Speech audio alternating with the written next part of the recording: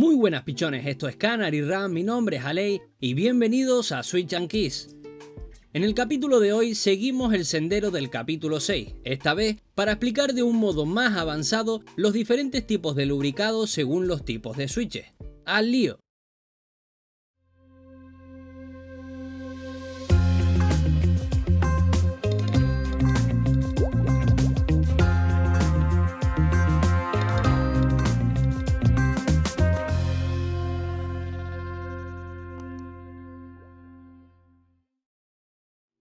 Antes que nada, quiero empezar diciendo que esto es algo totalmente subjetivo y que cada uno tiene su manera de hacerlo.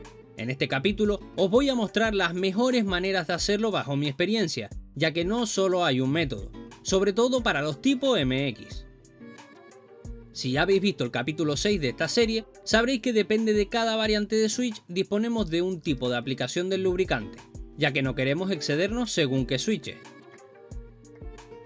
Muy bien, pues incluso dentro de cada tipo tenemos varios modos de lubricar, siempre dependiendo de las propias características de los switches. No es lo mismo lubricar un Cherry MX super rasposo que un ligerísimo y suave Tangerine.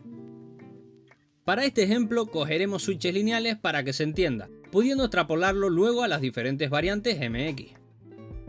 Con el modo High Test lo que buscamos es recibir todo el feedback del switch, prescindiendo únicamente del ping y fricción que disponga el muelle. Para esto lo que haremos es lubricar el propio muelle. Este método lo reservo exclusivamente para dos propósitos. El primero es para testear los switches y advertir qué tipo de inconsistencias tienen. Y el segundo para aquellos switches top tier como pueden ser los Marshmallow o los Holy Panda. El modo Pusher. Este método lo utilizo para cuando tenemos un muy buen switch como en el caso anterior, pero hacemos un alto golpeo de las teclas. Con este método apagamos ligeramente el downstroke reduciendo la resonancia en su carcasa inferior. El modo Hyperglide lo empleo para prácticamente todos los tipos de switches. Es el método estándar y lo que conseguimos es el mejor deslizamiento y un sonido apagado y cremoso.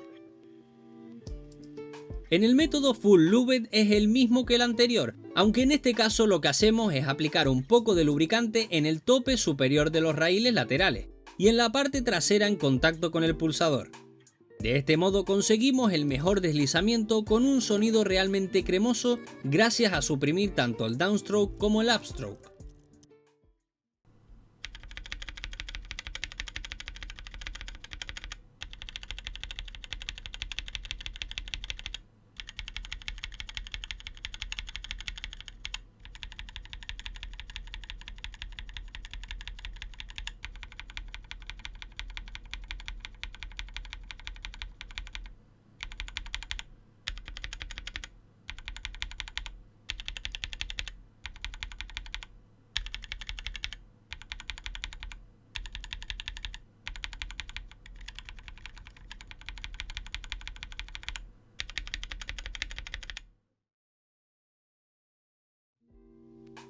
Como ya hemos visto en el anterior vídeo de lubricado, hay una manera muy concreta de lubricar switches clicky, y si nos salimos de ahí, podemos fastidiar mucho su feedback.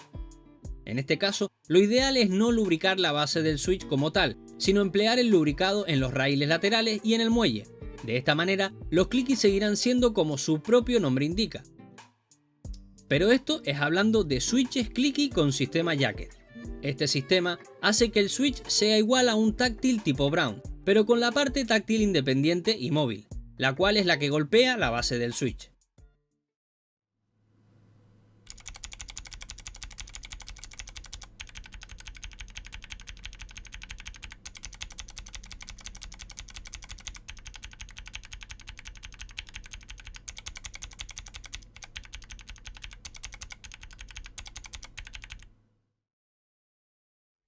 Aparte de los jackets, encontramos en el mercado los switches clicky con sistema clickbar, y estos son bastante diferentes.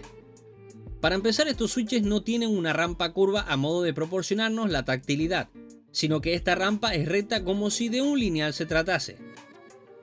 Lo que nos da la característica clicky y salto de resistencia es una pequeña barrita metálica con un resorte, la cual hace tanto el ruido como ese punto táctil simulado.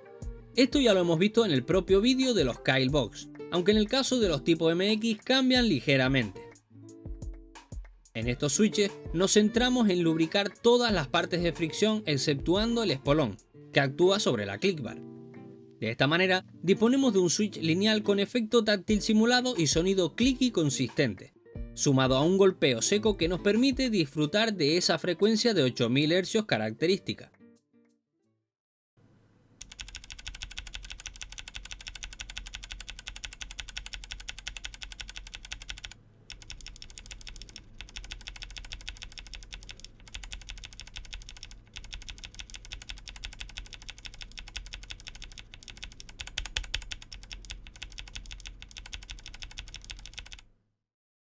Además de encontrarme foros y comunidades en las que se recomienda no lubricar switches clicky, también es muy grande la cantidad de gente que difama que los Kyle-Box no se lubrican, o que ya vienen lubricados. Por un lado tienen razón, ya que como hemos visto en el capítulo de los Kyle-Box, estos vienen prelubricados solo en su caja y pulsador interno. Pero esto no significa que podamos mejorarlos y retirarles más fricción. En estos switches tendremos que tener especial cuidado con la tapa de nuestro mecanismo interno, ya que se nos puede soltar y caer el pulsador pequeño. Fuera de eso, realizamos el mismo proceso, lubricamos toda la cavidad inferior, el muelle y el pulsador. Como en el caso de los anteriores switches, tendremos que tener especial cuidado con el espolón también para evitar lubricarlo. En estos box hay que tener en cuenta que los raíles no están en el housing inferior, sino en el housing superior, por lo que la idea es lubricarlos bien al igual que la parte delantera y trasera. Con esto conseguiremos unos switches muy suaves sin dejar de disfrutar de su clicky característico.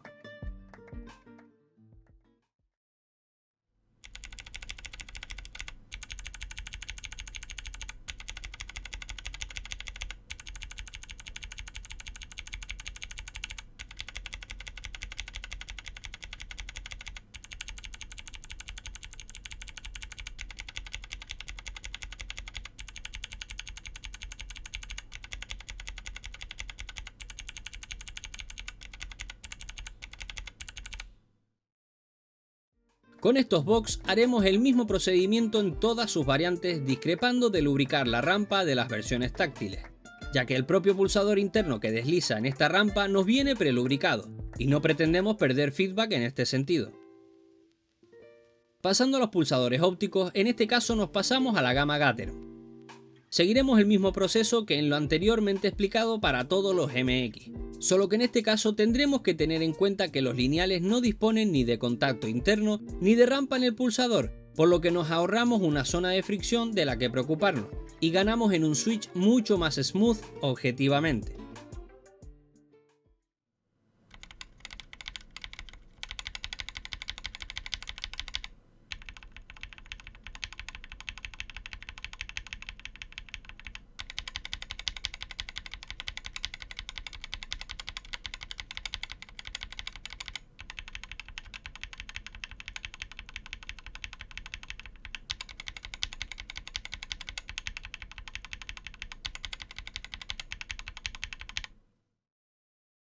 Si queréis saber cómo lubricar otros ópticos como pueden ser los optomecánicos de Razer, hacedmelo saber en los comentarios y os haré un análisis súper detallado de estos ópticos comerciales actuales.